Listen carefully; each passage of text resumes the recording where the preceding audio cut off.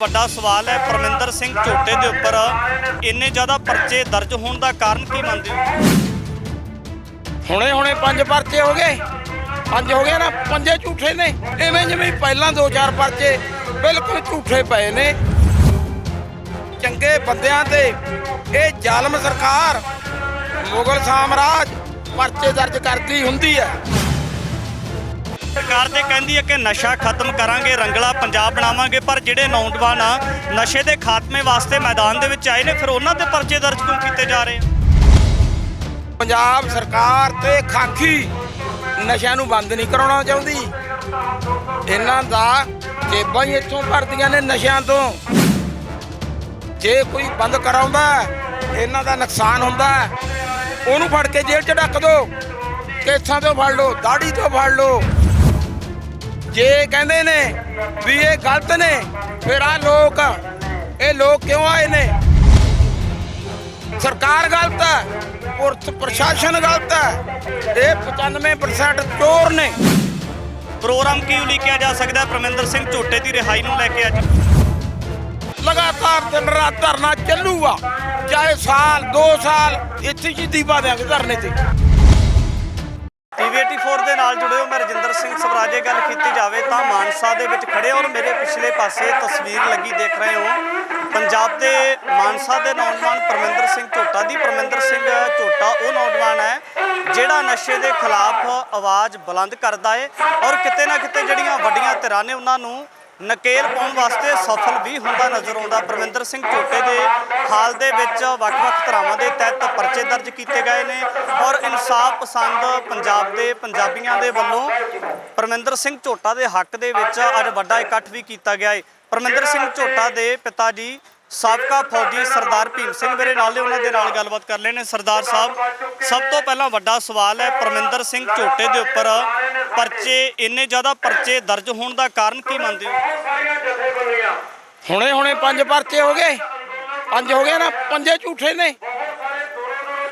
ਭਗਵੰਤ ਮਾਨ ਚੱਲਦਾ ਹੋ ਗਿਆ, ਹੋਰ ਸਰਕਾਰ ਆਊ, ਉਦੋਂ ਪੁੱਛੋਗੇ ਇਹ ਪਰਚੇ ਕਿਵੇਂ? ਇਵੇਂ ਜਿਵੇਂ ਪਹਿਲਾਂ 2-4 ਪਰਚੇ ਬਿਲਕੁਲ ਝੂਠੇ ਪਏ ਨੇ। ਇਹ ਚੰਗਾ ਗੁਰਸਿੱਖ, ਇਹਦੇ ਬੱਚੇ ਗੁਰਸਿੱਖ, ਇਹਦੀ ਧਰਮ ਪਤਨੀ, ਇਹਦੇ ਮਾਂ-ਬਾਪ ਗੁਰਸਿੱਖ। ਚੰਗੇ ਬੰਦਿਆਂ ਤੇ ਇਹ ਜ਼ਾਲਮ ਸਰਕਾਰ ਮੁਗਲ ਸਾਮਰਾਜ ਪਰਚੇ ਦਰਜ ਕਰਦੀ ਹੁੰਦੀ ਹੈ। ਐਂ ਹੋਏ ਨੇ। ਸਰਕਾਰ ਤੇ ਕਹਿੰਦੀ ਹੈ ਕਿ ਨਸ਼ਾ ਖਤਮ ਕਰਾਂਗੇ, ਰੰਗਲਾ ਪੰਜਾਬ ਬਣਾਵਾਂਗੇ, ਪਰ ਜਿਹੜੇ ਨੌਜਵਾਨ ਆ ਨਸ਼ੇ ਦੇ ਖਾਤਮੇ ਵਾਸਤੇ ਮੈਦਾਨ ਦੇ ਵਿੱਚ ਆਏ ਨੇ, ਫਿਰ ਉਹਨਾਂ ਤੇ ਪਰਚੇ ਦਰਜ ਕਿਉਂ ਕੀਤੇ ਜਾ ਰਹੇ ਆ? ਜਿਹੜੇ ਸ਼ਮਸ਼ਾਨ ਘਾਟਾਂ ਜਾ ਕੇ ਦੇਖੋ, ਸ਼ਮਸ਼ਾਨ ਘਾਟਾਂ 'ਚ ਉਹ ਪੰਜਾਬ ਸਰਕਾਰ ਤੇ ਆ ਖਾਕੀ ਦਾਗੀ ਖਾਕੀ ਦੀ ਵਜ੍ਹਾ ਨਾਲ ਮਰ ਰਹੇ ਨੇ। ਪੰਜਾਬ ਸਰਕਾਰ ਤੇ ਖਾਕੀ ਨਸ਼ਿਆਂ ਨੂੰ ਬੰਦ ਨਹੀਂ ਕਰਾਉਣਾ ਚਾਹੁੰਦੀ।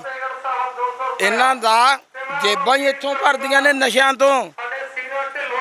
ਤੋਂ। ਜੇ ਕੋਈ ਬੰਦ ਕਰਾਉਂਦਾ ਇਹਨਾਂ ਦਾ ਨੁਕਸਾਨ ਹੁੰਦਾ, ਉਹਨੂੰ ਫੜ ਕੇ ਜੇਲ੍ਹ 'ਚ ਡੱਕ ਦਿਓ, ਕੇਸਾਂ ਤੋਂ ਫੜ ਲਓ, ਦਾੜੀ ਤੋਂ ਫੜ ਲਓ। ਇੰਨਾ ਤਾਂ ਮੁਗਲਾਂ ਨੇ ਵੀ ਨਹੀਂ ਕੀਤਾ ਸੀ। ਹਜੇ ਤਾਂ 1.5 ਸਾਲ ਹੀ ਹੋਇਆ, ਹੋਰ 6 ਮਹੀਨੇ ਹੋਣ ਦੇ। ਦੇਖੋ ਨਸ਼ਾ ਪਹਿਲਾਂ ਨਾਲੋਂ 10 ਗੁਣਾ ਵਧਿਆ। ਚੱਲ ਇਹਦੇ ਕੋਲ ਅਧਿਕਾਰ ਕੋਈ ਨਹੀਂ, ਫਿਰ ਭਗਵੰਤ ਮਾਨ ਨੂੰ ਕੀ ਪਤਾ ਕਿੰਨੇ ਮਾਮਾ ਦੇ ਪੁੱਤ ਮਰਦੇ ਨੇ ਨਸ਼ੇ ਨਾਲ। ਉਹ ਕਰੋੜ ਰੁਪਇਆ ਉਹਨੇ ਕਿਉਂ ਖਰਚ ਕਰਿਆ? ਨਸ਼ਾ ਸਮਗਲਰ ਨੇ। ਛੱਡ ਕੇ ਕੋਈ ਹੋਰ ਕੰਮ ਕਰ ਲੇ, ਪਰ ਨਹੀਂ ਕਰਦਾ। ਜਿਸ ਤਰੀਕੇ ਦੇ ਨਾਲ ਪਰਮਿੰਦਰ ਸਿੰਘ ਝੋਟੇ ਦੇ ਖਿਲਾਫ ਇੱਕ ਔਰਤ ਬਿਆਨ ਦਿੰਦੀ ਹੈ, ਤਾਂ ਕੁਝ ਸਮੇਂ ਬਾਅਦ ਜਦੋਂ ਪਿੰਡ ਵਾਲੇ ਲੋਕਾਂ ਦਾ ਜਿਹੜੇ ਸੁਝਾਅ ਆਉਂਦੇ ਨੇ ਪਰਮਿੰਦਰ ਸਿੰਘ ਝੋਟੇ ਦੇ ਬਾਰੇ, ਉਸ ਔਰਤ ਦੇ ਬਾਰੇ ਦੱਸਦੇ ਨੇ ਕਿ ਸੱਚਮੁੱਚ ਔਰਤ ਇਹ ਕੰਮ ਕਰਦੀ ਹੈ, ਫਿਰ ਔਰਤ ਦੇ ਬਿਆਨ ਬਦਲੀ ਹੋ ਜਾਂਦੇ ਆ। ਕਿ ਫਿਰ ਜਿਸ ਤਰੀਕੇ ਦੇ ਨਾਲ ਉਹਦੇ ਵੱਲੋਂ ਪ੍ਰਸ਼ਾਸਨ ਦੇ ਉੱਪਰ ਸਵਾਲੀਆ ਚਿੰਨ੍ਹ ਲਾਏ ਜਾ ਰਹੇ ਆ, ਕਿ ਫਿਰ ਪ੍ਰਸ਼ਾਸਨ ਦੀ ਮਿਲੀ ਭੁਗਤ ਹੋ ਸਕਦੀ ਹੈ ਕਿ ਜਿਸ ਤਰ੍ਹਾਂ ਬਿਆਨ ਦਵਾਏ ਜਾ ਰਹੇ ਉਹਨਾਂ ਵੱਲੋਂ? ਪਹਿਲਾਂ ਵੀ ਇਹਨੇ ਚੱਕ ਲਿਆ ਸੀ, ਪੁਲਿਸ ਨੇ ਰਿਮਾਂਡ ਵੀ ਲੈ ਲਿਆ ਸੀ, ਪਿੱਛੇ 1.5 ਮਹੀਨਾ ਹੋ ਗਿਆ। ਫਿਰ ਕਿਉਂ ਛੱਡਿਆ? ਜੇ ਕਹਿੰਦੇ ਨੇ ਵੀ ਇਹ ਗਲਤ ਨੇ, ਫਿਰ ਇਹ ਲੋਕ ਕਿਉਂ ਆਏ ਨੇ? ਉਹ ਆਉਣਗੇ, ਬਹੁਤ ਦੂਰੋਂ ਚੱਲੇ ਹੋਏ ਨੇ। ਸਰਕਾਰ ਗਲਤ ਹੈ, ਪੁਲਿਸ ਪ੍ਰਸ਼ਾਸਨ ਗਲਤ ਹੈ। ਇਹ 95% ਚੋਰ ਨੇ। ਸਰਕਾਰ ਚੋਰ ਹੈ। ਇੱਕ ਆਖਰੀ ਸਵਾਲ ਹੈ, ਅੱਜ ਦੇ ਦਿਨ ਦੇ ਵਿੱਚ ਅੱਜ ਕੀ ਪ੍ਰੋਗਰਾਮ ਉਲੀਕਿਆ ਜਾ ਸਕਦਾ ਹੈ ਖਾਸ ਪਰਮਿੰਦਰ ਝੋਟੇ ਦੀ ਰਿਹਾਈ ਨੂੰ ਲੈ ਕੇ?